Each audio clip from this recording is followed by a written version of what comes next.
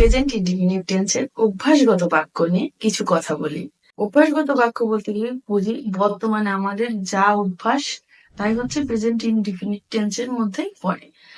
যেমন আমার অভ্যাস, আমি প্রতিদিন সকালে কফি খাই বা চা খাই, প্রতিদিন সকালে আমি ডিম খাই, প্রতিদিন সকাল 6টায় আমি ঘুম থেকে উঠি। এগুলো হচ্ছে কি আমার প্রতিদিনের অভ্যাস, তাই হচ্ছে প্রেজেন্ট ইনডিফিনিট টেন্স। তাহলে দেখুন এখানে যে I drink coffee in the morning, I wake up at 6 a.m. every day, I eat an egg every day। এগুলো হচ্ছে অভ্যাসগত বাক্য, যা প্রেজেন্ট ইনডিফিনিট টেন্সের সংজ্ঞাতে আমাদের বলা আছে যে বর্তমানে কোনো কাজ অভ্যাসগত, চিরসত্য বা বর্তমানে সাধারণ কোনো কাজ বলা বোঝায়, তাই হচ্ছে প্রেজেন্ট ইনডিফিনিট টেন্স।